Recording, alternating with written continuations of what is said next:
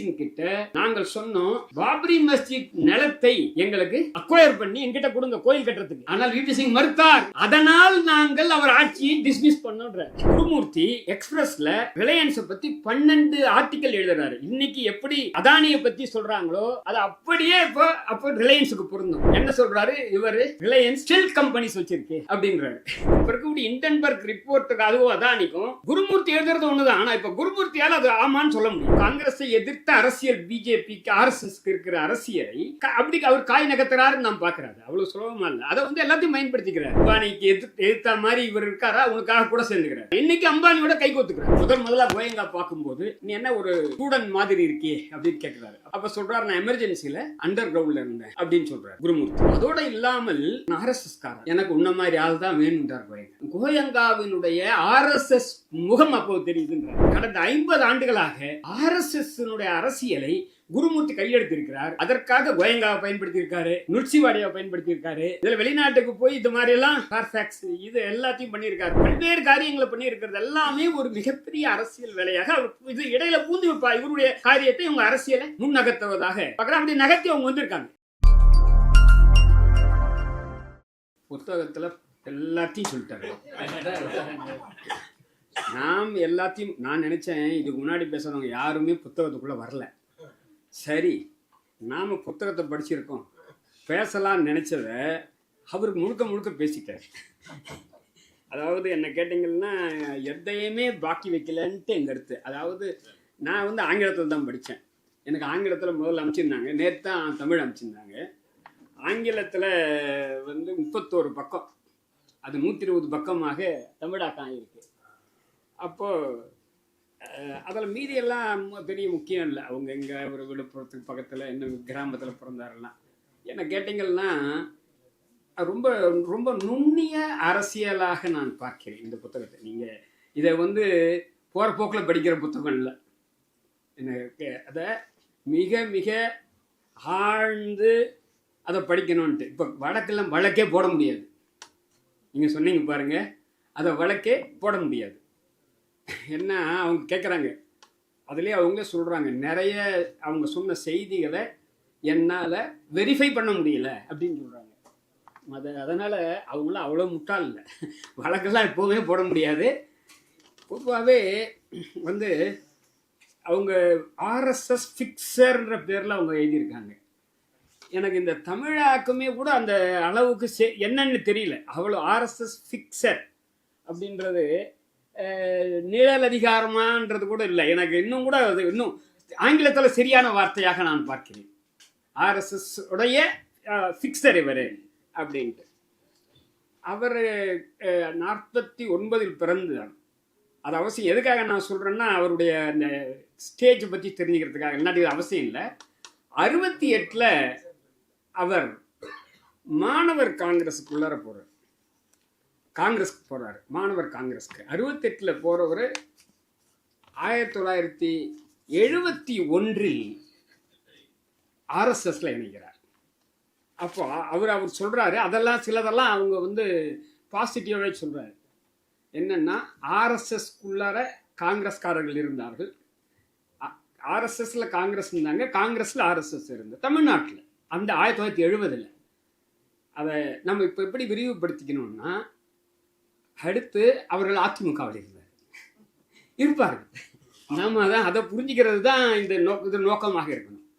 அதுதான் ஆர்எஸ்எஸ். நீங்கள் உங்களால் கண்டே பிடிக்க முடியாதுங்க. என்னுடைய அனுபவத்தில் கூட எனக்கு ஒரு சிலதை உங்ககிட்ட அதை பகிர்ந்துக்கணும் அப்படின்ட்டு. அவங்கள பார்த்தீங்கன்னா ஒரு நண்பர் எனக்கு 15-20 வருஷமா தெரியும். அவர் ஆர்எஸ்எஸ்ன்னு இப்போதான் தெரியும். தொழிலாளிக்கு வேற ஆஜராக. அதாவது உங்களுக்கு அவங்கள கண்டே பிடிக்க முடியாது. நம்ம வந்து உடனே நம்ம பார்த்தீங்கன்னா ஒரு இடதுசாரி சிந்தனையாளர்களோ திராவிட இயக்கமோ திராவிட இயக்கம், நான் பெரியார் இயக்கத்தை சொல்கிறேன். அரசியலைக்குள்ளார் நான் வரல. அரசியல் வரும்போதே அவர்கள் வந்து நீர்த்து போயிடுறாங்கன்னு நினைக்கிறேன். அதுக்கப்புறம் இருக்கக்கூடிய அம்பேத்கரிஸ்டுகளோ யாராக இருந்தாலுமே அப்போது அது இன்னும் நிறைய என்னால் சொல்ல முடியும். அவங்க ரொம்ப பழகிறதுக்கு ரொம்ப இனிமையாக இருப்பாங்க. இவங்க 5 முறை அவரை பேட்டி கண்டு இதை எழுதியிருக்காரு. அதாவது 5 பகுதியாக இந்த புத்தகம் இருக்கு. அப்போ அவருக்கு அதெல்லாம் இந்த பேட்டியெல்லாம் கொடுக்குறாங்க. உண்மையில் அப்படி இருப்பாங்க. எனக்கு அதாவது என்ன சொல்றது, எல்லாத்துக்கும் அவங்களை ஐடென்டிஃபை கண்டே பிடிக்க முடியாதுங்க. நண்பர் ஜே.ஆர். சுவாமிநாதன் என்ன கூட கிரிக்கெட் கிளப்ல வேட்டிக்காக வெளில போனார். கூட வந்து வீட்டுக்கு வந்தார் அவர். நான் கூப்பிடல. தொடர்ந்து என் வீட்டுக்கு வந்தவர் அவர் தான்.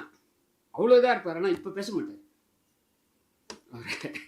ஏன்னா அவர் சொன்னார், நீங்கள் கன்வர்ஷன் ஜட்ஜ்மெண்ட் எழுதியிருக்காரு. ரகுமான் வந்து தனியாக போகலாம், கும்பலாக போகக்கூடாது. அம்பேத்கர் கும்பலாக தாண்டா போனார். அதனால் அவருடைய அந்த சித்தாந்தம் இந்து மதத்தை காப்பது அப்படின்றதுல வந்து அவங்க அதை நான் விமர்சனம் பண்ண உடனே அவங்களால அதை ஏற்றுக்கூட முடியாது. அதை தாண்டி மற்றபடி அப்போ கூட இல்லைனாட்டி கூட இன்னொரு அனுபவம் சொல்கிறேன். எனக்கு ஒரு ஹைகோர்ட்டில் ஒரு அசைன்மெண்ட் கொடுத்தாங்க. இந்த என்ன பர்சன்ஸ் வித் டிசபிலிட்டிம்பாங்களே, அதாவது தமிழாக்கம் மாற்றுத்திறனாளிகள் இல்லை, அந்த அவங்களுடைய இந்த விளையாட்டு ஸ்போர்ட்ஸில் நிறைய ஊழல் இருக்குன்னு ஏன்னா ஒரு ஈவெண்ட்டை கண்டக்ட் பண்ண சொன்னாங்க. அப்போ இப்போ இருக்கக்கூடிய சீஃப் ஜஸ்டிஸ் தான் அந்த சீஃப் செக்ரட்டரி தான் அந்த துறைக்கு செயலாளராக. அவரும் அங்கே வந்து கலந்துக்கிட்டார் அந்த நிகழ்ச்சியில். அவருக்கு ஒன்றுமே தெரியாது. அது ஒரு 2-3 நாள் நடக்குது. இறுதி நாள் நிகழ்ச்சிக்கு அடுத்து பக்கத்தில் வச்சு சொல்கிறாரு, சார் நீங்கள் துக்ளக்கில் எழுதுங்க, உங்கள் கருத்தை நீங்கள் என்ன ஒன்றாலும் எழுதலாம் அப்படின்றாரு. அதாவது நமக்கு நல்ல அப்போ பாருங்க எவ்வளவு அழகா அவரை அந்த விஷயத்தை உள்ள வைக்கிறார் பாரு. என்ன ஒன்றாலும் எழுதலாம் சார், நீங்கள் நல்லா எழுதுறீங்க, நீங்கள் எழுதுங்க அங்கே அதில் அப்படின்ட்டு. அதனால் நான் சொன்ன மாதிரி இவங்க வந்து இந்த மாதிரி விஷயத்தில் வந்து என்ன ஒன்றாலும் பண்ணுவாங்க. எனக்கு ஒரு டாக்டர் நேற்று இங்கே கூட்டம் நடந்தது. டாக்டர் ரெக்ஸ் சர்க்குணத்தோட புத்தகம் இங்கே வெளியிடப்பட்டது. அவருடைய கிளினிக்கில் இருந்தவங்க தான் அவங்க வந்து ஐயங்க நல்ல ஒரு குழந்தை நல்ல அந்த கெஸ்ட் என்ற என்னது அவங்க என்னது டிஜிஓ படிச்சிருப்பாங்களே, கைனகாலஜிஸ்ட். அவங்க இப்போ வந்து ப்ராக்டிஸ் பண்ணுறதில்ல. அவங்க என் பையனுக்கு என் மகளுக்கு எல்லாருக்கும் அவங்க தான் பிறந்ததெல்லாம் அவங்க தான் பார்த்தவங்க. அவங்க ஆரியபுரத்தில் ஒரு 1.5 கிரவுண்டு அந்த இடத்துல வீடு இருக்கும். அவங்க டிவிஎஸ் 50 தான் வருவாங்க. அப்போ அவங்க வெளிநாட்டெலாம் போயிட்டு அவங்க பிரதருக்கு இஷ்யூஸ் கிடையாது, இவங்களுடைய பையனை தான் வளர்த்தாங்க. இவருக்கு அந்த அவங்களுடைய முதல் மாடியை யூடிஎஸ் மட்டும் வாங்குறாங்க, கிரவுண்ட் ஃப்ளோர்லாம் இருக்குது. அவங்க அண்ணன் இறந்ததுக்கப்புறம் தெரியுது அந்த வீட்டை அவருடைய அந்த மீதி இடத்தெல்லாம் இவங்க ஃபர்ஸ்ட் ஃப்ளோர் தவிர மீதியை அவர் ஆர்எஸ்எஸ்க்கு மீதி வச்சுட்டு போயிருக்காரு. அவங்களுக்கு இவன் ஆர்எஸ்எஸ்ல இருந்தானே எனக்கு தெரியாதுன்றாங்க. அவங்களுக்கு ஆர்எஸ்எஸ் சிந்தனை கிட்டத்தட்ட இருக்கும், நான் சொல்றதுல. ஆனால் எப்படி அவர்கள் வந்து குடும்பத்துக்குள்ள கூட தெரியாம ஒரு ஆக்டிவிட்டி இருக்காங்கன்றதுக்காக நான் சொல்றேன். அதை அவங்களால உண்மையில ஒரு சீக்ரெட்டான இது ஜா வந்து அந்த காந்தியை அந்த கொலை செய்த அந்த கோட்சேவை பற்றி எழுதுவார். பார்த்தீங்கன்னா அவனுடைய ஃபியான்சி இருக்கான்ல, அவர்கிட்ட கூட சொல்ல மாட்டான் என்ன பண்ணுறான்றது. அவங்க ஆக்டிவிட்டி எல்லாம் கிட்டத்தட்ட பார்த்தீங்கன்னா இப்படி தான் இருக்கும். தலைமறைவு இல்லை, அவங்கள பொறுத்தவரையில் அவங்க ஒரு காய் கரெக்டாக நகர்த்துவாங்க. இதை நகர்த்தும் போது அவங்க ஒரு இலக்கோட செயல்படுவார்கள். 68லேருந்து 71 வந்து அவர் ஆர்எஸ்எஸ்ல சேர்றாரு. 72 ஆர்எஸ்எஸ்ல சேரும்போது காங்கிரஸ்ல இருக்காரு. காங்கிரஸ்ல இருக்கும்போது காங்கிரஸ் பிளவுபடும் போது இவர் காமராசர் கூடிய இயக்கத்துக்கு வர்றாரு. அங்கே இருக்கும்போது எம்ஜிஆர் டிஎம்கே விட்டு வெளில போறாரு. வெளில போகும்போது இவர் காமராசருடன் இவரே இதை பற்றி பேசியதாக சொல்றாரு. அப்போ 72 கிட்டத்தட்ட அவர் 22 வயசுல பேசுறதாக சொல்றாரு. இருக்கலாம், அதெல்லாம் போய் இருக்கணும், அது உண்மையாக இருக்கலாம். ஆனால் அதில் அவர் என்ன சொல்றாருன்னா, இன்னுமா இவங்க எழுதுறப்ப அதில் சொல்றாங்க, டெஸ்பைஸ்ட் பிகாஸ் இதை டிஎம்கேவை பற்றி சொல்றாரு. Dravida Munnetra Kazhagam a party Gurumurthy deeply despised because of its anti-Brahmin rhetoric என்றது தான் அவருடைய சிந்தனையில் இருக்கிறது. அவங்களுக்கு கம்யூனிஸ்ட் கட்சியை பற்றி கூட கவலை கிடையாது. திமுகவை பொறுத்தவரை பிராமண எதிர்ப்பை சொல்வதால் திமுகவுக்கு எதிராக நிற்பது என்பது தமிழ்நாட்டில் அவங்க தெளிவாக இருப்பாங்க. அதுக்காக அப்போ காங்கிரஸில் இருப்பாங்க, அதுக்கு அவரே சொல்றாரு, ஏன்னா திமுக எல்லாம் எங்களை தாக்குகிறார்கள் காங்கிரஸ்காரர்களை, எனவே நாங்கள் இந்த மாதிரி இந்த ஆர்எஸ்எஸ்ல போய் இந்த பயிற்சி எடுத்துக்கிறோம் அப்படின்றத தெளிவுபடுத்துறாரு. அதில் இவங்க தெளிவாக சொல்றது வந்து திமுக எதிர்ப்பு என்பது அவங்கள தெரியும், திமுகவை விட தான் பெரியார் இயக்க எதிர்ப்பு என்பதை வந்து அவங்க அடிப்படையாக அவங்க வச்சிருக்காங்க. அப்போ 71 72 எந்த எக்ஸாக்டாக சொல்ல 72 அநேகமாக அவர் சார்ட்டர்ட் அக்கௌண்டன்ட் பாஸ் பண்ணியிருக்கலாம். நீங்கள் அந்த இயரை சொல்லலை, ஏன்னா நான் குத்து மதிப்பாக 72ன்னு சொல்கிறேன். ஏன்னா அவர் முதல்ல அது முடித்த உடனே நிறைய வேலை கிடைக்குது, எந்த வேலையும் வேணுன்றார், அதெல்லாம் தெளிவாக இருக்காங்க. முதல்ல அவர் ஒரு மார்வாடி சார்ட்டர்ட் அக்கௌண்டன்ட் கிட்ட தான் வேலை செய்யணும்னு நினைக்கிறார். அதுதான் மார்வாடி சார்ட்டர்ட் அக்கௌண்டன்சி கிட்ட போய் கற்றுக்கணும் அந்த தொழில அப்படின்ட்டு போகிறாரு. அந்த அந்த அந்த மார்வாடி சார்ட்டர்ட் அக்கௌண்டன்சி கிட்ட தான் அவருடைய தொழிலை வந்து அவர் ஆரம்பிக்கிறார். அந்த அங்கே ஒரு ஒரு 1.5 ஆண்டு இருக்காரு. அவங்க வந்து அந்த அவங்க வந்து மிக எல்லாருக்கும் எனக்கு தெரியல, அது ரியாஸ்லான்ற யாருக்கு தெரியல, அவங்க வந்து பெரிய த ஸ்டாச்சுட்டரி ஆடிட்டர் ஆஃப் தி ரியாஸ்ன்றாங்க. யாருன்னா அந்த எது இருந்தால் தெரியல, அதாவது மிக எஸ்ஆருக்கு எஸ்ஆருடைய இவங்களுக்கெல்லாம் அவங்க இருக்காங்கன்ட்டு அங்கே மிக நல்ல அவருக்கு ஊதியம் கொடுத்துட்டு இருக்காங்க. அங்கே இருக்கும்போது இவரை வந்து ஒரு 1.5 ஆண்டு அங்கே பணிபுரிகிறாரு. அவருக்கு அந்த கால 1972 73 1200 ரூபா அவருக்கு அங்கே சம்பளம் கொடுத்துட்டு இருக்கும்போது அங்கேருந்து கௌரிகாந்தன் என்றவர் அவரை கூப்பிடுறாரு. காஞ்சி இந்த பீடத்தை சங்கராச்சாரிய கிட்ட தான் அந்த இடத்துல அவரும் வராரு, இவரும் போகிறாரு. அவர் கூப்பிடுறாரு, எப்போ நீ அங்கே எங்கிட்ட வர தொழில் கற்றுக்கலாம், ஆனால் நான் அவனுக்கு அவ்வளோ காசு தர மாட்டேன். இவரும் பெரிய ஃபார்ம், என்ன 4 பேர் பார்ட்னர்ஸ் இருக்காங்க, 7 பேர் சார்ட்டர்ட் அக்கௌண்டன்ட் இருக்காங்கன்னு சொல்கிறாங்க. ஆனால் அவருக்கு வந்து என்ன ஒரு 500 ரூபா குறைவாக தான் கிடைக்குது, ஆனால் என்கிட்ட கற்றுக்கலாம் அப்படின்றாரு. என்னன்னா இந்த கௌரிகாந்தன் கிட்ட தான் எக்ஸ்பிரஸ் குரூப் கிளைண்ட், அதான் அடிப்படை. எனக்கு அதுதான் எக்ஸ்பிரஸ் குரூப்போட ஆடிட்டர் கௌரிகாந்தன். அதுக்கப்புறம் மீதியெல்லாம் அவசியம் இல்லை. அவர் ஆரூரான் சுகர்ஸுக்கு ஆடிட்டர், டிவிஎஸ்க்கு ஆடிட்டர், அதெல்லாம் முக்கியம் இல்லை என்ன கேட்டால். இதில் எக்ஸ்பிரஸ் குரூப் இருக்கு பாருங்க, அது வந்து முக்கியமானதாக நான் கருதுகிறேன். அவருடைய காய் நகர்த்தல் டிவிஎஸோடவோ ஆரூரானோடவோ அல்ல, அவருடைய காய் நகர்த்தல் எக்ஸ்பிரஸ்க்காக இருக்கு. அதுவும் அவருக்கு வந்து அந்த வாய்ப்பும் கிடைக்குது, அதை பயன்படுத்திக்கிறாரு. 74 அவர் பேரில் வழக்குகள் இருக்கு, எக்ஸ்பிரஸ் பேரில் வழக்கு இருக்கு, இந்திரா காந்தி வழக்கு போடுறாங்க. இப்போ படிக்கும்போது தான் தெரியுது அந்த வழக்குகளுக்கு நியாயத்தன்மை இருக்குன்றத அவரே ஒத்துக்கிறார்.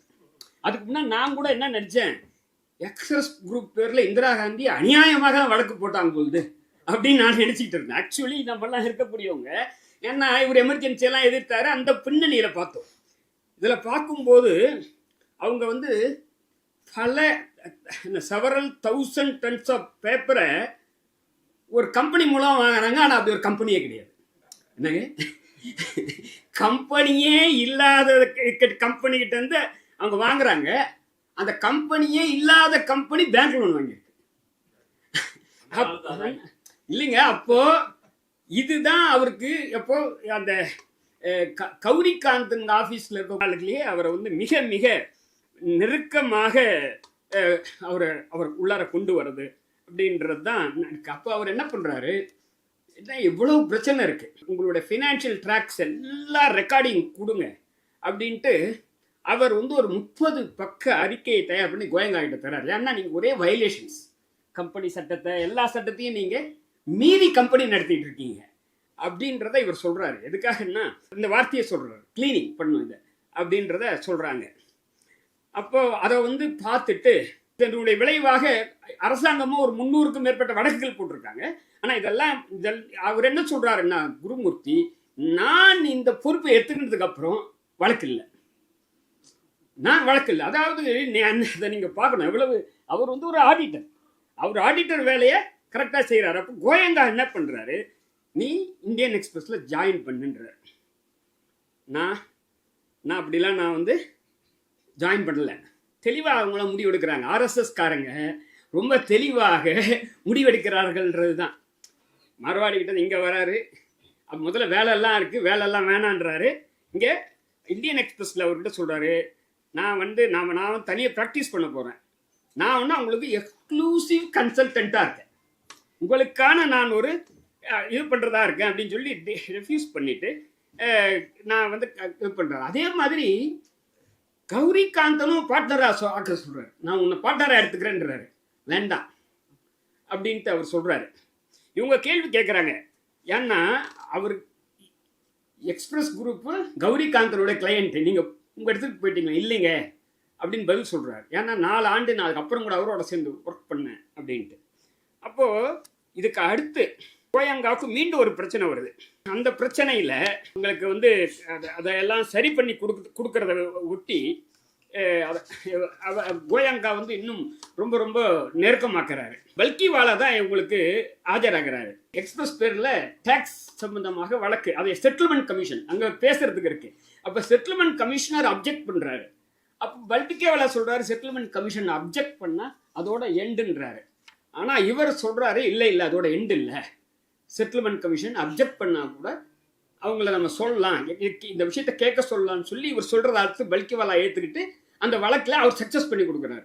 அதுக்கப்புறம் தான் இவருடைய ராம்நாத் கோயங்காவுடன் மிக மிக நெருக்கமாக ஆகிறார். 74 எமர்ஜென்சிக்கு முன்னாடி மிக நெருக்கமாக ஆகிறது இந்த டேக்ஸ் வழக்கில். இவர் முதல்ல ஒன்று இருக்கக்கூடிய சம்பவம் அந்த வழக்கு, 2வது இது வந்த ஒன்று தான் அவர் வந்து ரொம்ப மிக நெருக்கமாக அவருடன் ஆகிறாரு. அவர் இப்போ பாம்பேயில் இருக்காரு. அண்ணா பேரணி அவருடைய அவங்கள பார்க்க சொல்கிறாரு. பார்த்து அப்போ அந்த அப்போ ஆஃபர் பண்ண கூட அவர் வேண்டான்னு சொல்லிடுறாரு. அதனால் இப்போ இந்த நிகழ்ச்சிக்கு அப்புறம் கோயங்கா வந்து அவரை வந்து எல்லாருக்கும் அவர் அட்வைஸ் ஆக்கிறா, இதுக்கான வாய்ப்பு கிடைக்குது. இதனுடைய விளைவாக கோயங்கா இவரை மொராஜி தேசாய்க்கு, ஜார்ஜ் பெர்னாண்டஸ் இவங்க எல்லாருக்குமே வந்து அவர் அட்வைசராக. இன்னொன்று முக்கியமான செய்தியாக நான் என்ன பார்க்குறேன்னா, அவர் தொடர்ந்து அவர் ஆர்எஸ்எஸோட ரொம்ப நெருங்கிய உறவு வச்சுக்கிட்டு இருக்காரு. இதில் தேஷ்முக் நமக்கு தெரியல, நமக்கு அந்த 70ல் அவர் மிகப்பெரிய தலைவராக இருப்பார் என்று இவர்கள் சொல்லுது வந்து தெரியுது. தேஷ்முக் கூட இவர் வந்து நெருங்கிய உறவை வச்சுட்டு இருக்காரு.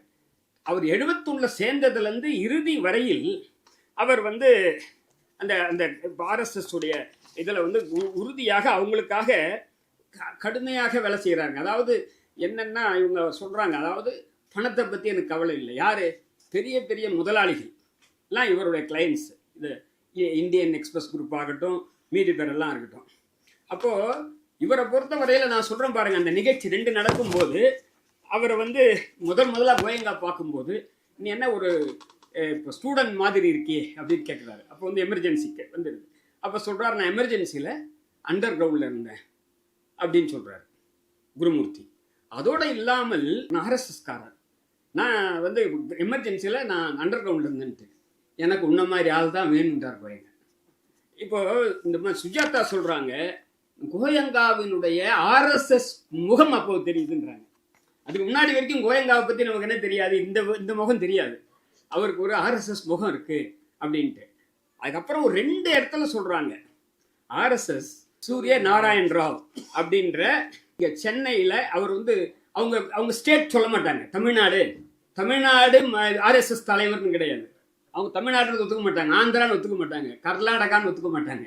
ப்ரொவின்ஷியல் லீடர் பிராந்த் சலாத் நம்ம சொல்கிறாங்க, எக்ஸாக்ட் வேர்டு எனக்கு நினைவில். அவர் இங்கே தங்கியிருக்காரு. யார்? அவருடைய விவேக் கோயங்கா இங்கே எக்ஸ்பிரஸ் கெஸ்ட் ஹவுஸில் விவேக் கோயங்கா சொல்கிறாரு, என் வீட்டில் மட்டும் இல்லை என் பெட்ரூம் அவர் தான் யூஸ் பண்ணிட்டு இருக்காரு ஆர்எஸ்எஸ்னுடைய அந்த தலைவர். அப்போது இவங்களுக்கும் அந்த ஆர்எஸ்எஸ்க்கு இருக்கக்கூடிய நெருக்கமான உறவுக்காக சொல்கிறவரை அவர் சொல்கிறது இருக்குல்ல, அவ்வளோ சீரியஸாக நம்ம எடுத்துக்கலாம். இவரெல்லாம் இல்லை, இவங்க இதை பயன்படுத்தி ஆர்எஸ்எஸ்ஸுக்காக இவர் வந்து என்ன முடியுமோ அந்த காரியங்களை அவர் பண்ணுறாரு. இந்த மகேஷ் யோகியை பற்றி சொன்னார், சாமியாரை பற்றி ஏற்கனவே ஆதவந்தி. அதனால் உங்களுக்கு சுவாரஸ்யம் இல்லாமல் போயிடலாம், அதெல்லாம் முக்கியம். அது எப்படின்னா சாமியார் மகேஷ் யோகியை வந்து இந்த பிரச்சனை இருக்குன்றத கோயங்கா தான் சொல்கிறாரு. நீ கோயங்கா சொல்கிறாரு இவரை இந்த மாதிரி எனக்கு ஆர்எஸ்எஸ்க்காக விஹெச்பி என்ன கேட்டால் எக்ஸாக்ட்லி விஸ்வ ஹிந்து பரிஷத்தோட தலைவர், அவர் பழைய டிவிஎஸ் எம்ப்ளாயி வேதாந்தம். அவர் என்ன சொல்கிறாரு, கன்னியாகுமரியில் பள்ளிக்கூடம் ஆரம்பிக்கணும். ஏன் ஆரம்பிக்கணும்? அங்கே கிறிஸ்தவ மதத்துக்கு மாறுறாங்க, அதுக்காக ஆரம்பிக்கணும், அதை தடுக்கிறதுக்காக. அவன் 100 வருஷத்துக்கு முன்னாடி ஆரம்பிச்சான், அப்ப ஆரம்பிக்கல. இப்ப இவங்க கூட சொன்னாங்க, இப்போ சங்கராச்சாரியா மெடிக்கல் காலேஜ் வைக்கிறாருன்னு. அவங்க சிஎம்சி வச்சு எப்போ வச்சாங்க? 100 வருஷத்துக்கு முன்னாடி வச்சாங்க. இப்போ அது ட்ரேடு வியாபாரம் ஆனதுக்கு அப்புறமும் இன்னைக்கு எல்லாரும் படிக்கிறது என்பது வந்து ஒரு உறுதியானதுக்கு அப்புறம் தான் அவங்க வராங்க. அதுக்கு முன்னாடிலாம் எங்க பள்ளிக்கூடமே கிடையாது. அப்போ வேதாந்தம் வந்து சொல்றாரு, எனக்கு பணம் வேணும்ட்டு.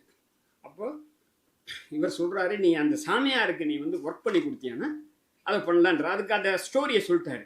அவர் பேர்ல என்னன்னா, அந்த ட்ரஸ்ட் இருக்கேன், இந்த அறக்கட்டளையில அவங்க உறவுக்காரங்களே வச்ச தொட்டு அந்த கன்செஷன் வாங்கினதெல்லாம் தப்பு, அதனால அது 50 கோடி கொடுன்ட்டு ஃபைன் போடுறாங்க. அப்போ அந்த சன்னியாசி வந்து சன்னியாசிக்கு உறவே கிடையாது அப்படின்ட்டு இன்கம் டேக்ஸ் டிபார்ட்மெண்ட் ஒத்துக்குது அப்படின்ற சொல்லி தான் அவர் தான் அந்த பள்ளிக்கூடம் கட்டுறதுக்காக பணம் தராரு. இப்போ கூட 7 பள்ளிக்கூடம் இருப்பதாக ரெக்கார்ட் பண்றாங்க. இப்போ கூட 7 பள்ளிக்கூடம் நடந்துகிட்டு இருக்கு அப்படின்னு அவங்க சொல்றாங்க. இன்னொன்று, 75ல் அவருக்கு திருமணம் நடக்குது. அவர் 71 தான் ஆர்எஸ்எஸ்ல சேர்றாரு. 74 இதில் 74 இந்தியன் எக்ஸ்பிரஸ் டீல் பண்ணுறாரு, அவங்களோட நெருக்கமாகறாரு. அதனுடைய விளைவாக டாப் பொலிட்டிக்கல் லீடர்லாம் கோயங்கா மூலம் அறிமுகமாகிறாரு.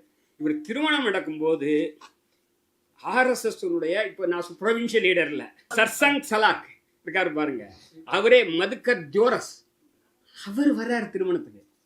இப்போ எனக்கு தெரியல, எனக்கு திருமணம் ஆனா சீதாராம் யேச்சூரி இங்கே வருவாரான்னு எனக்கு டவுட்டு. ஜோக்காக சொல்றேன். என்னன்னா, சரங் சலாக் வராருங்க இங்க சென்னைக்காக அவருடைய திருமணத்துக்கு. அவர் இங்க வராரு அப்படின்னா அவங்க எப்படி ஆர்எஸ்எஸ் உடன் இருக்கக்கூடிய அந்த பாண்டிற்காக நீங்க அவ்வளோ நீங்க ரொம்ப ரொம்ப குறைவாக அதை பார்க்க வேண்டாம் அப்படின்றதுக்காக தான் சொல்றேன். அது வந்து பிரந்த் பிரச்சாரக்குன்னு சொல்லியிருக்காங்க. இதுல என்ன சொல்றாங்கன்னா, கோயங்கா வந்து is historically close with RSS அப்படின்றத அவங்க சொல்றாங்க. ஹிஸ்டாரிக்கலி க்ளோஸ்ன்ற வார்த்தையை யூஸ் பண்றாங்க, க்ளோஸ் வித் ஆர்எஸ்எஸ். முதலாளிகளுடைய விஷயம். அவங்க இவரை மட்டும் ஆடிட்டரை மட்டும் இல்லை, அவங்க ஒரு காம்ப்ரமைஸ் பண்ணிக்கலாம்னு நினைக்கிறாங்க.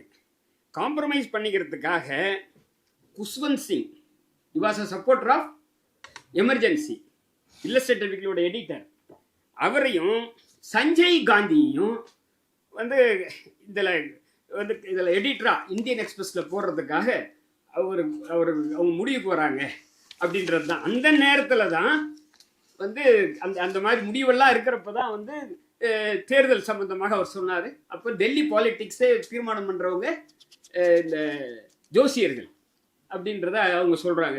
ஏன்னா இவருக்கும் ஜோசியர்களுக்கும் கோயங்காவுக்கும் ரிலேஷன் இருக்கிறதா சொல்கிறாங்க.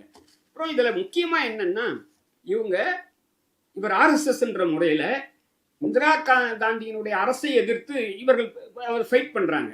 அந்த ஃபைட்டுக்கு இவர் கோயங்காவை பயன்படுத்திக்கிறதா நான் பார்க்குறேன். ஏன்னா ஒரு மிகப்பெரிய ஒரு ஒரு ஒரு ஜேர்னல், இந்தியா முழுவதும் வந்து ஒரு மில்லியன்ஸ் ஆஃப் பீப்புள் படிக்கக்கூடிய ஜேர்னல் தன் கையில் வச்சுக்கிறாரு. இவருக்கு ஆடிட்டர் என்கின்ற ஒரு திறமை இருக்கிறது, கூட அவரோட எக்கனாமிஸ்ட் ஃபோர்ஸ் பண்ணிக்கிறாரு. கோயங்காவுக்கு இந்திரா காந்தியை மட்டும் எதிர்த்து போராடுறது இல்லை, கோயங்கா வந்து அம்பானியை எதிர்த்து போராடணுன்றாரு. அதான் அது முக்கியம்.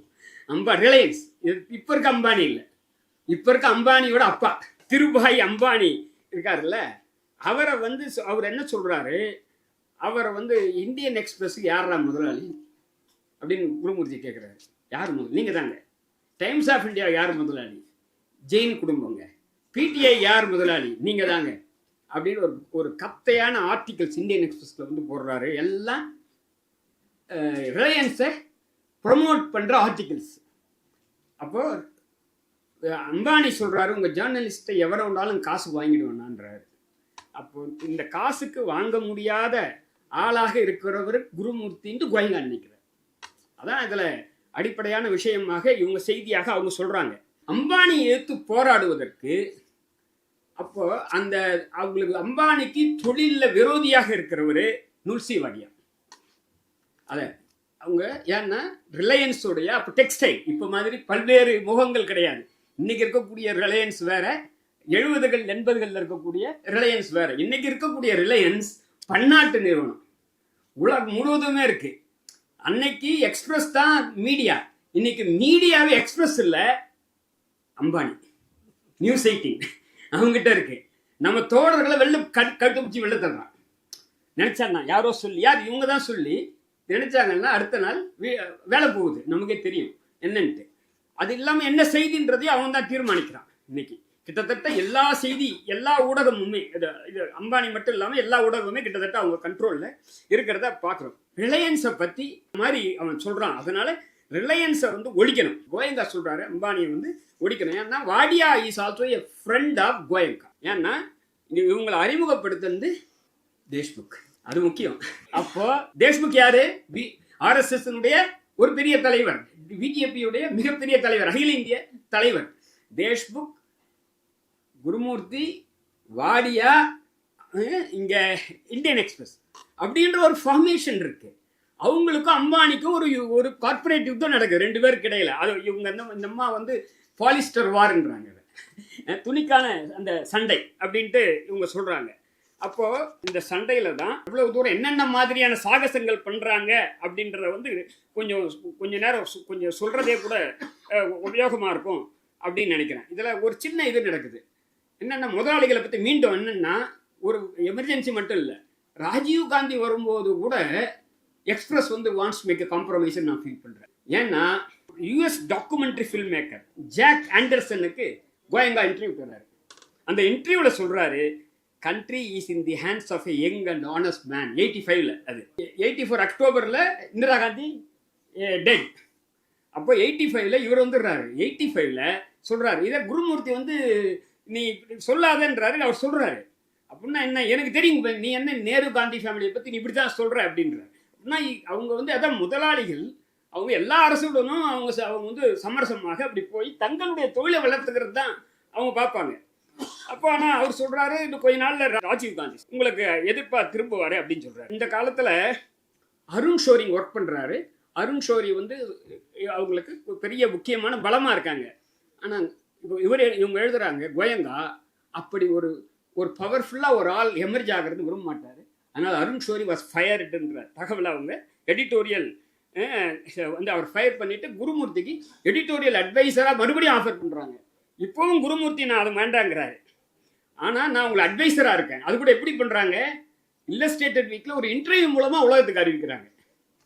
எவ்வளவு கிளவராக அவங்களுடைய அரசியல் நகர்வுகள் இருக்கு அப்படின்றது தான்.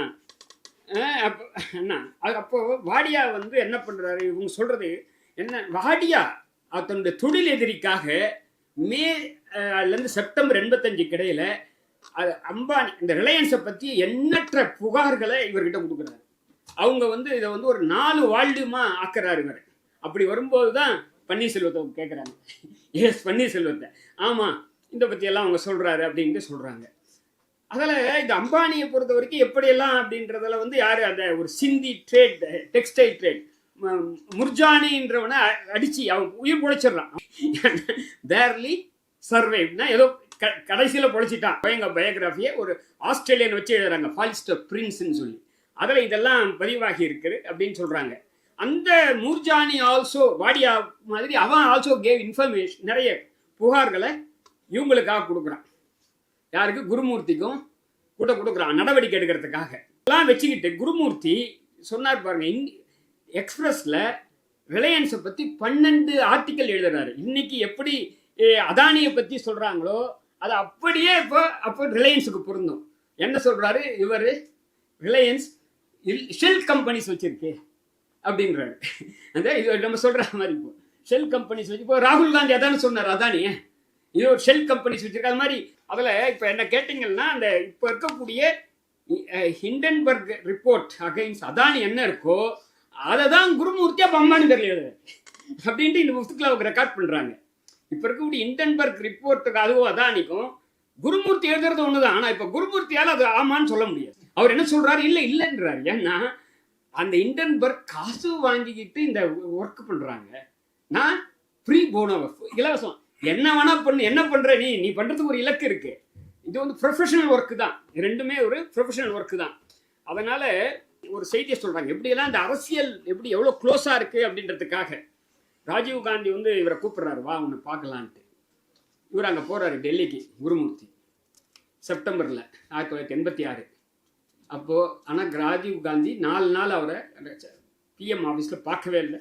5ஆவது நாள் அவர் நான் அலைன் மூமெண்ட்டுக்கு போயிடுறாரு. அப்புறம் இவர் எழுதுறாரு, எதனால் என்னை பார்க்கலன்னா இடையில் ரிலையன்ஸ் அம்பானியும் ராஜீவ் காந்தியும் அமிதாப் பச்சன் மீட் பண்ண வச்சிருக்காரு. எல்லாம் என்னென்ன உறவுகள் இருக்குன்றதுக்காக தான் நம்ம பார்க்கணுன்ட்டு இப்படியெல்லாம் இந்த அரண்மனை ரகசியங்கள் இருக்குன்றது தான் நம்ம தெரிஞ்சுக்கிறதுக்காக இந்த முதலாளிகள் ஆர்எஸ்எஸ் இதை இங்கெல்லாம் பணம் வாங்குறதுக்கு பாருங்க, அதை பற்றிலாம் அவங்க கொஞ்சம் கூட கவலைப்படுறது இல்லை. அவங்க இதுக்காக பயன்படுத்துவாங்க கோடிக்கணக்கான ரூபாயை. நான் சொன்ன மாதிரி கன்னியாகுமரியில் பள்ளிக்கூடத்துல வந்து இன்னும் அதை அவர் சொல்றாரு, இந்த மாதிரி நான் பணம் இப்படிதான் நான் வாங்குறேன், எனக்கு நான் வாங்கல, ஆர்எஸ்எஸ்க்கு வாங்குறேன் சொல்றாரு. அதில் பொதுவான காரியங்களுக்காக நான் வாங்குறேன் அப்படின்றது தான் அவர் சொல்ற முக்கியமானது. ரிலையன்ஸ் வந்து ஒரு வெளிநாட்டு கம்பெனி கிட்ட இருந்து ஃபண்டிங்காக ஒரு மனு கொடுக்குது. அதுக்கு அரசாங்கத்துக்கிட்ட இருந்து ஒரு அப்ரூவல் வேணும் வெளிநாட்டில் பணம் வாங்குறதுன்னா. கோயங்கா சொல்றாரு, அப்படிலாம் பணங்கள்லாம் கிடைக்காது, கவர்மெண்ட் கொடுக்காது. ஏன்னா அங்கே VP Singh is a finance minister. அவர் ரொம்ப ரொம்ப அவர் வந்து அம்பானி பேர் நடவடிக்கை எடுத்துக்கிட்டு இருக்காரு. அவர் ஆனஸ்டான மேன். அதான் நமக்கு தெரிஞ்ச இதில் என்னன்னா விபி சிங்கை பற்றிய இந்த பிக்சர் நமக்கு கிடைக்குது அப்படின்னு அவங்க சொல்றாரு. ஆனால் அம்பானி உலகத்தை பகா கில்லாடி அப்ரூவல் வாங்கிடுறாரு. அப்ரூவல் வாங்கணும்னு கோயங்காவுக்கு மைல்டு ஸ்ட்ரோக்கே வந்துடுது. அதான் அவங்க தொழில் போட்டியில் பாருங்க, இவங்களுக்கும் நுர்சிவாடியாவுக்கும் 2 பேருக்கு நடக்கிற யுத்தமாக தான் நான் பார்க்குறேன் இதை. அப்போதான் அவர் என்ன கோயங்கா சொல்கிறாரு, இந்த ராஜீவ் காந்தியும் அந்த குடும்பத்தையும் அரசியல்லேருந்து நான் அப்புறப்படுத்தணும். நீ அப்போவே சொன்னேன், நான் இப்போ பேட்டி கொடுத்தப்பவே, அப்போ நான் வந்து நீ சொன்னதை கேட்கல நான் சொல்கிறாரு. அப்போது இவர் சொல்கிறாரு, குருமூர்த்தி சொல்கிறாரு, தமிழாக்க என்னன்னு தெரியல, ஓத் என்ன உறுதிமொழி என்ன இல்லது சத்தியம் பிரமாணம், நானும் இதை செய்யாமல் நான் ஓய மாட்டேன் அப்படின்னு சொல்லிட்டு, ஆனால் இதை செய்வதற்கு எனக்கு ஒரு ஆள் வேணும், அருண் ஷோரி வேணும், அருண் ஷோரி அமைச்சிட்ட நீ அப்படின்றாரு. கோயங்கா சரி நீ கூட்டுக்கொன்றாரு. மீண்டும் அருண் ஷோரி வந்து ஜனவரி 87 he joined as executive director in express. ஏன்னா இந்த சூழலில் தான் அவங்க வந்து ஜாயின் பண்ணுறாங்க. இதில் முக்கியமாக என்னென்னா அவர் ஏற்கனவே சொல்லிட்டாரு. அதனால் என்னென்னா இன்னைக்கு இருக்க ஈடி இருக்கு பாருங்க அமலாக்கத்துறை, இந்த அமலாக்கத்துறையை பற்றி அன்னைக்கே இந்த பிரச்சனை. அந்த அமலாக்கத்துறையோட டைரக்டரு புரேலாலோட இவங்கெல்லாம் பேசுகிறாங்க. யார்? இந்தியன் எக்ஸ்பிரஸ் குரூப்பு, குருமூர்த்தி, இவங்கெல்லாம் பேசி புரேலால் கிட்ட அவங்க ஒரு ஃபாரின், அதாவது ஃபேர்ஃபேக்ஸ் யூஎஸோட டிடெக்டிவ் ஏஜென்சியை வச்சு இந்த மாதிரி ஷெல் கம்பெனி இருக்கிறதெல்லாம் நீ கண்டுபிடிச்சு அவங்க மேலே நடவடிக்கை எடு. உன்னை இந்த அரசாங்கம் பண்ணாது, ஏன்னா விபி சிங் பண்ண மாட்டாரு, அவர் வந்து அவரே இந்த காரியம் பண்ணிகிட்டு இருக்காரு. அதனால் நீ பண்ணு, அப்படி உனக்கு எதனா இருந்தானா நாங்கள் எக்ஸ்பிரஸ் வந்து உன்னை வந்து அவங்க அரசு வெளில அமைச்சா நாங்கள் காப்பாற்றுறோம் அப்படின்றாங்க. இதில் ரெக்கார்ட் பண்ணுறாங்க இந்த மாதிரி இவங்க ஸ்டோரி டெல்லிங்கில். அதை புரேலால் அதில் அவரை ஃபுல்லாக அப்படியே அவர் அக்ரி பண்ணிட்டார்ல, ஸ்டோரி டெல்லிங் தான். குருமூர்த்தி அங்கங்கே தான் வந்து அந்த ஓல் நிகழ்வு இருக்கு பாருங்க, இந்த புரேலால் ஃபேர்ஃபேக்ஸை என்கேஜ் பண்ணது உண்மை. அதுதான் இதில் அப்போ என்கேஜ் பண்ணி இவங்க பேரில் நடவடிக்கை எடுக்கிறாங்க. யார் பேரில்? ரிலையன்ஸ் பேரில் அப்போது நடவடிக்கை எடுக்கப்படுகிறது. அதுக்காக அப்படி எடுக்கும்போது அந்த ஃபேர்ஃபேக்ஸுக்கு இவர் கூடுதலாக ஒரு கூடுதலாக இன்வெஸ்டிகேட் பண்ண சொல்கிறாரு. யாரை? இத்தாலியை சேர்ந்த கொட்டரோச்சியை பற்றி இன்வெஸ்டிகேட் பண்ணு அப்படின்னு சொல்கிறாரு. ஏன்னா இவங்களுக்கு வந்து இப்போ காங்கிரஸை எதிர்த்த அரசியல், பிஜேபிக்கு ஆர்எஸ்எஸ்க்கு இருக்கிற அரசியலை அப்படி அவர் காய் நகர்த்துறாருன்னு நாம் பார்க்குறாரு. அவ்வளோ சுலபமாக இல்லை. அதை வந்து எல்லாத்தையும் பயன்படுத்திக்கிறாரு. எதை அம்பானிக்கு எதிர்த்த மாதிரி இவர் இருக்காரா, உனக்காக கூட சேர்ந்துக்கிறாரு. அப்போ சேர்ந்துக்கிட்டு பண்ணுறாரு. இன்னைக்கு அம்பானியோட கை கோத்துக்கிறாங்க. இன்னைக்கு அம்பானி வந்து அவங்களுக்கு எதிரி இல்லை. அப்போ இதான் நடக்குது. அதனுடைய விளைவாக தான் அவங்க தொடர்ந்து இதை மாதிரி அவங்க எல்லாம் பண்ணிட்டு. ஜெயில் சிங்கை பற்றி சொன்னாங்க. ஜெயில் சிங்கை பற்றி 2 எபிசோடு இருக்கு. அதில் வந்து அவரை வந்து முதல்ல சீஃப் மினிஸ்டராக இருக்காரு. இந்திரா ஜெயிச்ச உடனே 82 வரையில் அவர் ஹோம் மினிஸ்டராக இருக்காரு. ஹோம் மினிஸ்டராக இருக்கிறப்ப பிரசிடென்ட் ஆக்குறாங்க 82. அவர் டேர்ம் வந்து 87 வரைக்கும் இருக்குது. எனக்கு அதிலேயே ஒரு லேசான எனக்கு ஒரு சந்தேகம் இருக்குது. அவர் பிரசிடென்ட் ஆக்குவதே அந்த மண்டல் ரிப்போர்ட்டை டேபிள்ட் இன் தி பார்லிமெண்ட். அதை வந்து இந்திரா காந்தி ஒத்துக்கல. அவங்க சம்மதம் இல்லாமல் Zail Singh tabled in the parliament. அப்போ நீ பிரசிடென்ட் ஆக்கிட்டா உன்னை அதோட சமாதின்னு அர்த்தங்க. இப்போதான் இப்போ கவர்னர் வந்து ரிசைன் பண்ணிட்டு எலெக்ஷன் நிற்கிறாங்க. ஒருத்தர் கவர்னராகவோ பிரசிடென்டாவோ இருந்தால் அரசியலில் எண்டு அதோடன்ட்டு. அப்படித்தான் நான் பார்க்குறேன். எனக்கு அப்போ ஜெயில் சிங் வந்து 82ல் பிரசிடென்ட் ஆகிறாரு, 84ல் இந்த அம்மா செத்து போகுது. இவர் வந்து பிரைம் மினிஸ்டர் ஆன உடனே என்னை வந்து அண்டர்மைன் பண்ணுறாரு, என்னை பிரசிடென்ட்னே இருந்தாலும் பார்க்க மாட்டுறாரு, மந்திரியை கூட என்னை வந்து பார்க்க மாட்டுறாங்க அப்படின்னு சொன்ன உடனே அப்போதான் அந்த கடிதம் நீங்கள் சொன்னீங்க வழக்கலாம். கடிதத்தை பொறுத்தவரையில் அவரு அந்த கடிதத்தை வந்து சிபிஐ கைப்பற்றன்னு தான் சொல்றாங்க. அதனால நீங்க எப்படி வழக்கு போடுவீங்க? அதனால நீங்க அப்படியெல்லாம் வண்ட முடியாது. ஆனா இந்த ஸ்டோரி தான் நமக்கு இந்த அரசை புரிந்து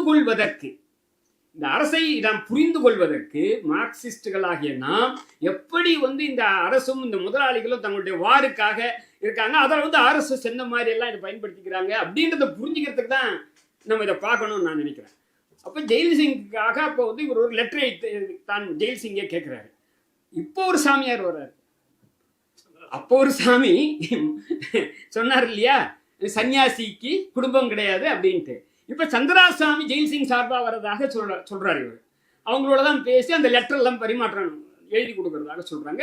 அதுக்கப்புறம் இல்லை பிரசிடென்ட் ஆஃபீஸ்லேயே இருக்கக்கூடிய PN சிங்கா ஏதோ ஒரு சிங் வந்து அவங்க அங்கே இருக்கக்கூடிய ஒரு ஜாயின்ட் செக்ரட்டரியோ அது அங்கே அவங்க ஆஃபீஸில் இருக்கவர் தான் எழுதுனதா அவங்க சொல்கிறாங்க. இல்லை அதில் இப்போ எழுதப்பட்டதை அவங்க இம்ப்ரூவ் பண்ணியிருக்காங்க. ஏதோ ஒரு லெட்டர் வந்து ராஜீவ் காந்திக்கு போகிறது ஒரு டிஸாட்டிஸ்ஃபேக்ஷன் சொல்லி. ஒன்று. ரெண்டாவது என்ன நடக்குதுன்னா, ராஜீவ் காந்தியை டிஸ்மிஸ் பண்ணுறதுக்கு ஒரு முயற்சி பண்ணுறாங்கன்னு சொல்கிறாங்க. அதில் குருமூர்த்தியோட ரோல் வந்து குருமூர்த்தி மறுக்கிறார். நான் சொல்ல, ஏன்னா அது ஒரு புத்திசாலித்தனமான செயல் இல்லை அப்படின்றாரு. அதை ராம் ஜெத்மலானி சொல்றதாக இதில் சொல்லப்படுது. அதை ஏன்னா அப்படிலாம் பண்ணால் அவரை ராஜீவ் காந்தி வில்லிக்கம் பாப்புலர் அப்படி பண்ணான், அதனால அதை வேண்டாம் அப்படின்னு சொல்றதாக அதில் இருக்கு. அப்போ இந்த ஓல் இஷ்யூ நம்ம என்ன நான் சொல்றேன்னா, இவ்வளவு தூரம் அவங்க ஒரு ஆய்வு செய்து புலனாய்வு செய்து அவங்க கொடுக்குற அந்த இதை வந்து நுட்பமாக பார்த்து இந்த அரசுக்குள்ளார இந்த முதலாளிகள் இந்த இவங்க மாதிரி இருக்கக்கூடிய ஆட்கள் அப்போ வந்து இந்த எந்த மீடியா எதுவும் கிடையாது, ஒரு பிரிண்ட் மீடியா தான். அதனால பிரிண்ட் மீடியாவை தன் கையில் எடுத்துக்கிட்டு தன்னுடைய சார்ட்டர்ட் அக்கௌண்ட்ன்ற அந்த ஸ்கில்லை எடுத்துக்கிட்டு எக்கனாமிக்ஸ்ன்றதை எடுத்துக்கிட்டு கம்ப்ளீட்டாக வந்து அவர் வந்து இந்த அரசியலில் RSSக்கான எல்லா வேலைகளையும் இந்த லயசான் ஒர்க் இருக்கு பாருங்க. இவங்க எல்லாருக்கும் லயசான் ஒர்க். ஒவ்வொரு கட்டத்தில் அவர் சொன்ன VP சிங் வந்து கூப்பிட்டு கெடு வெதிச்சாரு அப்படின்னா RSS பாலிசியாக அவங்க சொல்றாரு. நீ வந்து ஏன்னா அவர் வந்து யோசிக்கிறாரு. யாரு? லல்லு பிரசாத் யாதவ், முலாயம் சிங் யாதவ், தேவிலால் இவங்களோடலாம் இருக்கு. வெளியிலேருந்து BJP and left party support பண்ணுறாங்கன்னும் போது அவர் டிசிஷன் எடுக்கிறது தாமதப்படுத்தும் போது உடனே எடு. அப்படி இல்லை என்றால் அப்போ கோயங்காவும் அருண் ஷோரியும் குருமூர்த்தியும் எக்ஸ்பிரஸ்ல போய் இவர் லெட் டவுன் பண்ணிட்டாரு அப்படின்னு சொன்னதாக சொல்றாங்க. ஆனால் கடைசியா VP சிங் ஒத்துக்கிட்ட அந்த ஆட்சி நடக்குது. அது இன்னும் கூட ஒன்று சொல்றாரு. VP சிங் கிட்ட நாங்கள் சொன்னோம், பாபரி மஸ்ஜித் நிலத்தை எங்களுக்கு அக்வயர் பண்ணி என்கிட்ட கொடுங்க கோயில் கட்டுறதுக்கு. ஆனால் VP சிங் மறுத்தார் என்று பதிவு இருக்கு. அப்போ VP சிங் உண்மையிலே நம்ம வாழ்த்தணும். அதனால் நாங்கள் அவர் ஆட்சியை டிஸ்மிஸ் பண்ணோன்றாரு. அதனால அவங்க ஆட்சியை கலைச்சோம் அப்படின்ற பதிவு இதுல சொல்றாங்க. அப்போ எவ்வளவு பெரிய அரசியல் இதுல இருக்கு அப்படின்றதெல்லாம் நீங்க அதுல தொடர்ந்து இந்த மாதிரியான நிறைய விஷயங்களை பார்க்கலாம். அதே மாதிரி VP சிங் ஆதரிச்சு வரும்போது முலாயம் சிங் யாதவ், இவங்க லல்லு பிரசாத் யாதவ் இவங்கெல்லாம் வந்து ஊழலை முதன்மையாக வைக்கணுன்றாங்க. ஆனால் BJP ராமர் கோயிலை முதன்மையாக வைக்கணுன்றது. இதெல்லாம் இங்கே விவாதத்தில் வருது. அப்போ இவர் நடுப்புற இருந்துட்டு ரெண்டுத்தையும் வைங்கன்னு சொல்லி ஒரு காம்ப்ரமைஸ் பண்ணதாக சொல்லப்படுது. அதுக்கப்புறம் தான் அண்ணா ஹசாரே இதெல்லாம் அடுத்து நடக்கிற விஷயங்க. அப்போ பின்னாடி கட்டத்தில் நடக்கிறது. அப்பவே ஊழல் இருக்கு பாருங்க. அப்போ ஊழல்ன்றத கூட BJP எதிர்ப்பு. ஊழலை வைக்க வேண்டாம்னு BJP ஊழலை வைக்க வேண்டாம். ஏன்னா ராஜீவ் காந்தி பேர்ல கடுமையான ஊழல் குற்றச்சாட்டு என்ன, அதுக்காக தான் இந்த ஃபேர்ஃபேக்ஸ். அப்போ என்ன ஆகுறாரு, VP சிங்க கூட இந்த இந்த வெளியில இந்த பூரேலால் இருக்காருல்ல, பூரேலால் வந்து ஃபேர்ஃபேக்ஸை என்கேஜ் பண்ண உடனே இந்த ஃபைனான்ஸ் மினிஸ்ட்ரியிலேருந்து ஷிஃப்டட் டு டிஃபென்ஸ். அவரை அப்படின்னா யாரு? அம்பானி தான் நடத்துறாருன்னு அர்த்தம். அம்பானி தான் அரசாங்கத்தை நடத்துறாருன்னு அர்த்தம்.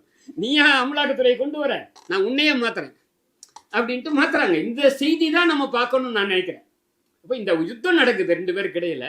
அப்போ ஃபேர்ஃபேக்ஸ் எல்லாம் வந்தாலும் அம்பானி ஒன்று கடைசி வரைக்கும் ஒன்றும் பண்ண முடியல. நான் சொல்றேன்னா 2G பத்தி கூட நான் நிறைய பேர் இவங்கெல்லாம் ரொம்ப கெட்டிக்காரத்தனமா வாதாடினாலும் அதுல 17-18 பேர் அக்யூஸ்ட்ல 16 பேர் ரிலையன்ஸ் இண்டஸ்ட்ரியோட டைரக்டர்ஸ், அவங்க சிஸ்டர் கம்பெனி. இந்த நாட்டில் எந்த கார்பரேட் டைரக்டர்ஸையும் அவ்வளோ சீக்கிரமாக தண்டனை வாங்கி கொடுக்க முடியாது. அதனால தான் வெளிநாட்டுக்கு போனால் ராஜாவி கனிமொழி உள்ளத்தில் இருப்பாங்க. நீங்கள் இவங்க மட்டும் தனி அக்யூஸ்டாக இருப்பார்கள். ஆனால் நீங்கள் என்ன வேணால் கேஸ் இருக்கட்டும். இன்னைக்கு என்ன இப்போ எவ்வளவு ஊழலை பற்றி இருக்கு, அதை பற்றி பேச முடியுதா? இப்போ 7.5 lakh crore சொல்லியிருக்கு சிஏஜி. அதில் ஒரு ரோடு போகிறதுக்கு எஸ்டிமேட் வந்து 5 கோடி துவாரகா எக்ஸ்பிரஸ்க்கு. ஆனால் இவங்க செலவு பண்ணது 250 கோடி ஒரு கிலோமீட்டருக்கு. அப்படின்னா பாருங்க, 5 கோடி எங்கே இருக்குது, 250 கோடி எங்கே இருக்குது. அதெல்லாம் இப்போ வந்து அதை பற்றி அதை சொன்னால் அவங்க ஆட்கள்லாம் டிரான்ஸ்ஃபர் ஆகுறாங்க. எனவே இந்த எல்லாம் புரிதல் என்னன்னா, இன்னைக்கு வந்து எல்லாமே இப்போ கம்ப்ளீட்டாக அவங்கள பொறுத்த வரையில சரியான அவங்க ஆர்எஸ்எஸ் வந்து எப்படியெல்லாம் அவர் வந்து ஒர்க் பண்ணியிருக்கார். கடந்த 50 ஆண்டுகளாக ஆர்எஸ்எஸ்னுடைய அரசியலை குருமூர்த்தி கையெழுத்திருக்கிறார். அதற்காக கோயங்காவை பயன்படுத்தியிருக்காரு, நுட்சிவாடியாவை பயன்படுத்தியிருக்காரு. இதில் வெளிநாட்டுக்கு போய் இது மாதிரியெல்லாம் பல்வேறு காரியங்களை ஃபேர்ஃபேக்ஸ் இது எல்லாத்தையும் பண்ணியிருக்காரு. குற்றச்சி மேலே எல்லாம் பல்வேறு காரியங்களை பண்ணியிருக்கிறது எல்லாமே ஒரு மிகப்பெரிய அரசியல் வேலையாக அவர் இது இடையில பூந்து வைப்பா. இவருடைய காரியத்தை இவங்க அரசியலை முன்னகர்த்துவதாக பார்க்குறாங்க. அப்படி நகர்த்தி அவங்க வந்திருக்காங்க. இதெல்லாம் வந்து இவங்க இன்வெஸ்டிகேஷனில் எனக்கு நமக்குலாம் தெரியாத விஷயங்களை இவங்க நமக்கு முன்னாடி படிக்கிறதுக்கு சுவாரஸ்யமாக இவ்வளவு செய்திகளை, இன்னும் நிறைய செய்திகள் அதில் இருக்கு. மண்டல் வந்தபோது எக்ஸ்பிரஸ்ல 12 ஆர்டிக்கல் அம்பானி எழுத்து எழுதினவர். மண்டல் வந்தபோது மண்டல் எழுத்து அவங்க அதில் கேம்பெயின் பண்றாங்க. அதில் தெளிவா இருக்காங்க எல்லாத்துலேயும். அப்போ இந்த செய்தி இருக்கு பாருங்க. இதுதான் அவங்க பொறுத்த வரையில இங்க நுல்சிவாடியாவுக்கும் அம்பானிக்கும் நடந்த யுத்தத்தில் இதில் Goenka joint with Nusli Wadia is a friend of Deshmukh is a big leader in RS. இவ்வளவு அரசியல் இருப்பதாக நான் பார்க்கிறேன். இதை வெளிப்படையாகலாம் இல்லை. அப்போ இதில் வந்து இதுக்கு இடையில இவர் ஆல்சோ டிட் இஸ் பாலிடிக்ஸ். அப்போ இதை வந்து ஒரு பெரிய இன்வெஸ்டிகேஷன் ஜேர்னலிஸ்ட் அவங்க பண்ணி இதை வந்து ஒரு கட்டுரையாக 5 இதாக கொண்டு வந்திருக்காங்க. அதனால தான் இப்போ அவங்க நேற்று ஒரு முக்கியமான இந்த கூட்டத்தில் இங்கே TK ரங்கராஜன் பேசும்போது ஒரு ரொம்ப குறைவான நேரம் பேசினார். அது ஒரு முக்கியமான தகவல் அவர் சொன்னார். அவர் இப்போ சமீப காலம் வரை எம்பியாக இருந்தார். அப்போ அவர் என்ன சொன்னாருன்னா, எவரி டே ஆர்எஸ்எஸோட தலைவர்கள் ஒவ்வொரு மினிஸ்ட்ரிலையும் காலையில் 1 மணி நேரமோ 2 மணி நேரமோ அவங்க போய் சொல்லுவாங்க. அவங்க சொல்கிறத அவங்க கேட்கணும். இதுவரையில் இந்திய வரலாற்றில் அவுட் சைட் ஏஜென்சி, ஆர்எஸ்எஸ்க்கு என்ன ரோல் இருக்குது, பிஜேபி தானே இருக்குது. அப்படி ஒரு அவுட் சைட் ஏஜென்சி இங்கேயே இப்போ வேற வெளியே ஒரு அமைப்பு, எந்த சம்பந்தமே இல்லாத ஒரு அமைப்பு, அவங்க வந்து தீர்மானம் டெய்லி பெறாங்கன்ற தகவலை அவர் இங்கே சொன்னார். அப்படின்னு எனக்கு I know as a parliamentarian I know அவங்க எவரிடே போய் இங்கே சொல்லுவாங்க அப்படின்றத அவர் சொன்னார். அதனால தான் இவங்க வந்து கம்ப்ளீட்டாக வந்து இன்னைக்கு வந்து எல்லா மீடியாவும் எடுத்துக்கிட்டாங்க. அவங்களுடைய கண்ட்ரோல் இல்லாத ஒரே மீடியா இதுதான், சோசியல் மீடியா தான். அதற்கு செக் வைக்கிறதுக்கு தான் அவங்க ஃபேக்ட் செக் யூனிட்னு ஒன்று கொண்டு வராங்க. FCU அப்படின்றத ஒன்று அரசினுடைய தணிக்கை. எதுக்கு தணிக்கை? பேப்பர் தணிக்கை இல்லை, மீடியா தணிக்கை. சோசியல் மீடியா உங்கள் யூடியூப்பை நம்ம பேசுறது நாளைக்கு வராது, அவனுடைய அனுமதி இல்லாமல் வராது. அதை நல்ல காலமாக முதல்ல பாம்பே ஹைகோர்ட் தடை கொடுத்துருந்து தடையை நீக்கிட்டாங்க. உச்ச நீதிமன்றம் தடை கொடுத்துருக்கு. என்னைக்கு பல்ட்டி அடிப்பாங்கன்னு தெரியாது உச்ச நீதிமன்றம். இல்லை, நம்முடைய மக்களுடைய போராட்டத்தினுடைய வீச்சு பொறுத்து தான் அங்கே இருக்கும்னு நான் நினைக்கிறேன். ஏன்னா எப்போது மிக நல்ல ஜட்ஜ்மெண்ட் எப்போ வந்தது? எமர்ஜென்சிக்கு போனதுக்கு அடுத்தது தான். எமர்ஜென்சியை சரி என்றும் உரிமை பறிக்கப்பட்டது சரி என்றும் சொன்ன பகவதி தான் பின்னாடி ஹியூமன் ரைட் சாம்பியன் ஆகிறாரு. எது? அப்போ எமர்ஜென்சியை மக்கள் தூக்கி எறிஞ்சது பாதிப்பு அங்கே ஜுடிஷியரிக்கு இருக்கு. எப்பப்போ ஒரு பலவீனமான ஒரு ஒன்றிய அரசு இருக்கிறதோ அப்பதான் வந்து அந்த நான் தொடர்ந்து இப்ப பேசுறேன், நான் ஏற்கனவே பேசுவேன். இப்ப நான் பேசுவதற்கு ஆதாரமாக உச்ச நீதிமன்ற சமீபத்தில் ஓய்வு பெற்ற நீதிபதி கவுல் அவர்களே சொல்லியிருக்காரு. என்னை பொறுத்தவரையில் அவர் ஒரு வந்து கிட்டத்தட்ட ஒரு வலதுசாரி சிந்தனையால் ஆர்எஸ்எஸ் தெரியாது, ஆர்எஸ்எஸ் இருக்கலாம், அப்படிதான் நம்ம சொல்லணும். நீங்க ஜேர்னலிஸ்ட் அப்படிதான் சொல்லணும். நீங்க அவங்க ஜேர்னலிஸ்டா அவங்க இருக்கலாம். ஏன்னா அவர் காஷ்மீர்காரரு. கவுல்ன்றதே இவங்க கூட இவரே நேரு குடும்பமும் கவுல் குடும்பம். ஆமா, அதனால எனக்கு தெரியாது. நம்ம இங்கே சென்னையில இருந்திருக்காரு. அவர் பீரியட்ல மிக அதிகமான அளவில் பிராமணர்கள் நீதிபதியான, அது அந்த அளவுக்கு என்னால் விவரம் சொல்ல ஆகக்கூடாதுன்னு நம்ம சொல்லல. நிச்சயமாக ஆகக்கூடாதுன்றது மனு, எல்லாரும் ஆகணுன்றது நம்முடைய கருத்து. ஆனால் அவருடைய ஆனால் அவர் என்ன சொல்றாருன்னா, அவரே நீதித்துறை சுதந்திரமாக தன்னிச்சையாக ஒரு இண்டிபெண்டன்ட் பாடியா செயல்படணும்னா ஒரு வலுவான ஒன்றிய அரசு இருக்கக்கூடாதுன்ற, ஒரு கூட்டணி அரசு இருந்தால் தான் செயல்பட முடியுன்றாரு. அப்போ நம்ம ஒரு கூட்டணி அரசுக்கு வேலை செய்வோம், வேற ஒன்றும் இல்லை. இந்த கூட்டணி அரசு இல்லாம யாரு அதிகமான பலத்துடன் இருந்தாலும் அவர்கள் வந்து தீங்குதான் செய்வார்கள். இவங்க பண்ணது வந்து ஒரு பெரிய ஒரு இன்வெஸ்டிகேஷன். கிராஸ் செக் பண்ணப்ப நிறைய பேர் வந்து பதில் சொல்ல மாட்டேங்கிறாங்க. அவங்களே ஈவன் குருமூர்த்தியே கூட ஒரு கட்டத்தில் வந்து பின்வாங்குறாரு, பேக் ஃபெடல்ன்றாங்க. ஏன் சொன்னதை அதோட போதும் நிறுத்திங்க அப்படின்றாரு. ஆனால் இதில் பல்வேறு தகவல்கள் கொட்டி கிடக்குது. அதை நாம வந்து இப்படி இந்த கண் கொண்டு நம்ம லென்ஸில் பார்க்கணும். எப்படி இந்த முதலாளிகளுக்குள்ள ஒருத்தர் யுத்தம் நடத்திக்கிறாங்க, அதில் என்னென்ன பணம் பொருள்து, இடி எப்படி அவங்க பயன்படுத்திக்கிறாங்க. இடியினுடைய டைரக்டரை வந்து அம்பானிக்கு எதிர்குறு போய் பேசுறான்னாவே அது அராஜகம். அம்பானி மோசக்காரனா இருக்கலாம், ஆனா நுட்சிவாடியா பேசுறது எப்படி கரெக்டு? அப்போ எப்படி இந்த எல்லாமே இந்த நடக்குது அப்படின்றது. ஏன்னா நமக்கு நம்ம பார்த்தா இந்த ஈடியை பத்தி எல்லாம் நமக்கு பார்த்தா இப்போ எப்படி இருக்குன்னா, இப்போ அந்த ஈடியோட இப்போது 100 பங்கு மோசமாயிருக்கு. ஏன்னா அப்போ ஈடிக்கு வந்து இன்சார்ஜ் வந்து விபி சிங். அப்போ அந்த விபி சிங்க்கு அது அவருக்கு தெரியாம அந்த பூரேரால் சந்திச்சு ஃபேர்ஃபேக்ஸை கவர்மெண்ட் சார்பாக என்கேஜ் பண்ணுறாங்க. எனவே இவ்வளவு அருமையான இந்த தகவல்களை எல்லாம் இவங்க நமக்கு விவாதத்துக்கு கொண்டு வந்திருக்கக்கூடிய சுஜாதா அவர்களுக்கு இப்போதான் இன்னைக்கு தான் நான் உங்களை பார்த்தேன். அவங்களுக்கு என்னுடைய ரொம்ப வாழ்த்துக்களை நன்றியை தெரிவித்துக் கொள்கிறேன். நன்றி.